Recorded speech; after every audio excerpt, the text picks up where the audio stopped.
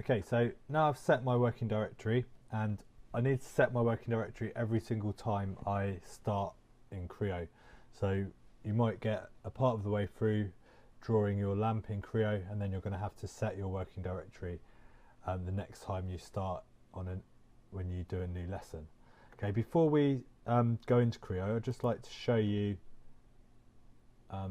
what it's going to look like, what we're making. This is what we're going to create, okay, and this is a final render of the lamp, and you can see it's got the base part, the arm part, and the cone part here. Okay, so in this first tutorial we're going to create the arm part, and I'll show you how to do that. Okay, so back in Creo, so we've set our working directory, and we are now going to start a new part. So we're going to click on new. Part is selected here, and we're going to call the part arm, and we're going to click OK. So if I save that now, you'll see that this is my working directory, Creo Lamp Tutorials. That's all set. So I just click OK and it will have saved it, although I haven't done anything yet. Right, so I'm going to use the extrude tool. As you hover over any of these tools, it tells you what they do. So we're going to extrude. Right. Once you've decided to extrude, you then need to tell the program which of these three planes you're going to work on. So we've got a front plane, which is looking at it from the front, a left or right, a right plane, which is looking at it from the right, and a top plane, which is looking at it from the top. So we're going to choose the front plane, and then once we've chosen that, you can see these blue reference lines have appeared. And we can click on up here on sketch view, and what that does is gives us a 2D view of what we're drawing. Okay, so I'm just going to use the rectangle tool to start off with, and I'm just going to left click there and then left click up here. Right, then I middle click, sorry, go back to sketch view, right, then middle click to say that I'm happy with everything. Right, now these dimensions appear, so now I can change the dimensions to what I want. So I'm going to change this to 200 and this to 300, and all this is it's the sort of the maximum area that I want to draw my light in. So I'm going to just use it as a sort of a crating like we do when we're drawing, and then I'm going to get rid of it once I've drawn in the shape. Right, I don't like the fact that that's a bit off-centered, so I'm just going to change this to 100 so that my rectangle is centered. Okay, and then when I'm happy with that, I'm going to click on here to refit it, and it just zooms in on that area of my that I've drawn on. Right, so there's two ways we can do this. We can either use the spline tool, which is this one here. So if your lampshade is like a nest shape, for example, so maybe the shape of it is something like that, yeah, then you might want to use the spline tool. Okay, if your lampshade is just one smooth curve, then what we can use is the arc tool, right, and that's what we're going to use. So we just draw from one, I've done it the wrong way around, sorry, excuse it.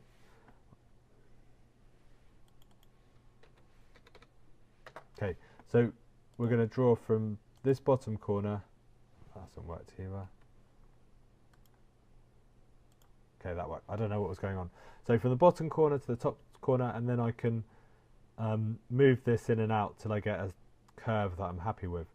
Okay, you saw there it didn't work the first two times I did it, so just keep trying until you are able to get that curve. Okay, so I'll just try that one more time. So Control Z to undo that. So I'm going to use the arc tool, and I'm going to go from there to there.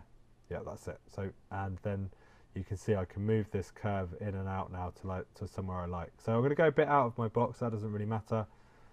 I've set the height and the width still.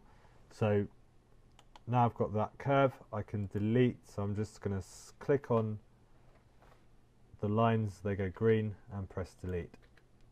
Okay, so I'm just going to get rid of all of those lines.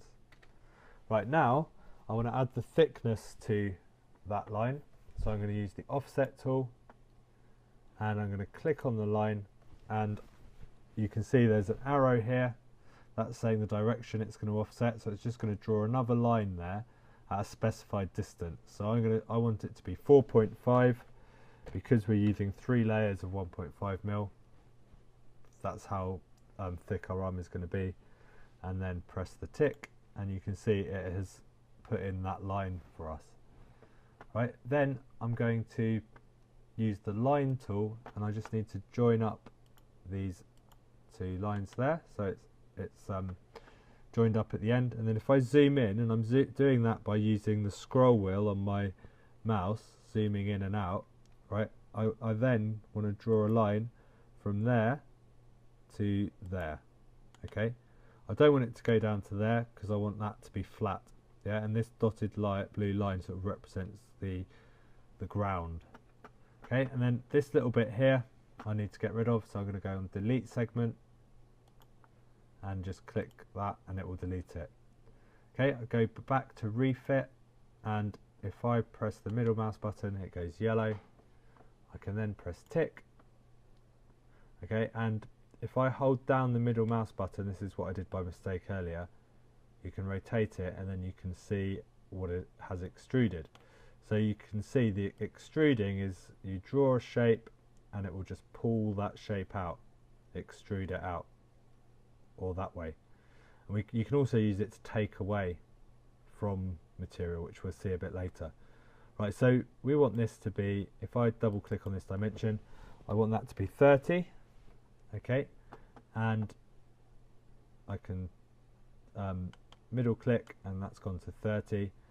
And the other thing I want to do is I want it to be central on this dotted line, so that dotted line is in the center of it. Okay, whoops, sorry. Right, so if I've sort of double clicked it before I was ready, so it sort of completed the operation. So I want to go back in and change that, so I just right click over here on extrude, edit definition, and I want to change it so that rather than just coming out from that front plane, it goes both ways. So just down here on this drop down, change that to this one, which extrude on both sides of a sketch plane by half the specified depth value in each direction. Yeah, and now hopefully you can see that that has now extruded on both sides, and that is, we need that for later on, so that's quite important that you do that. So now I can click again and it goes grey, and that part is completed. So now we've completed the arm.